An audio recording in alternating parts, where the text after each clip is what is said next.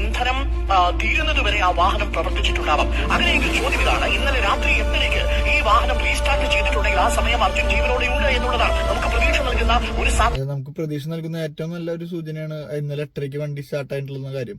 അപ്പൊ അത് കമ്പനിക്കാരെ ഉറപ്പ് തരുന്നുണ്ട് വണ്ടി ഇന്നലെ സ്റ്റാർട്ട് ആയിട്ടുണ്ട്. വാഹനത്തിൽ ഇന്ധനവും ഉണ്ടെങ്കിൽ എയർ കണ്ടീഷൻ ചെയ്തിരിക്കുന്ന ക്യാബിനാണ് ആ വാഹനത്തിനുള്ളത് എന്നുണ്ടെങ്കിൽ സ്വാഭാവികമായും ഈ ഇടിഞ്ഞു വീണിരിക്കുന്ന മണ്ണ് ഈ അർജുനന്റെ ക്യാബിനുള്ളിലേക്ക് വീഴാനുള്ള സാധ്യത കുറവാണെന്ന് കരുതിയാൽ അർജുൻ ജീവിച്ചിരിക്കാനുള്ള സാധ്യത ഏറെയാണ്. This is the chance number 1. Chance number 2 അത് നമ്മൾ ഇപ്പോൾ പറയുന്നില്ല, പക്ഷെ ഒരു സാധ്യതയായിട്ട് നമ്മൾ കരുതുന്നത് ഇടിഞ്ഞു വീണ ഈ മണ്ണിനോടൊപ്പം ഈ വാഹനം ഗംഗാവലിയിലെ ആഴങ്ങളിലേക്ക് പോയിട്ടുണ്ടെങ്കിലോ. പക്ഷെ അവിടെയും കെ വി ഗണേഷ് കുമാർ പറയുന്ന ഒരു പ്രധാനപ്പെട്ട കാര്യം, 26 ടൺ തടിഭാരമുള്ള ലോറിക്ക് പുഴയിൽ ഒഴുകിപ്പോകാൻ കഴിയില്ല എന്നുള്ളതാണ്. അത്രയും ഭാരം വെച്ചിട്ട് എന്തായാലും പുഴയിൽ ഒഴുകി പോവില്ല എന്തായാലും. പിന്നെ GPS നോക്കിയപ്പോ വണ്ടി അവിടേക്ക് എത്തിയിട്ടില്ല എന്ന് ഉറപ്പ് തന്നെ പറയുന്നുണ്ട്.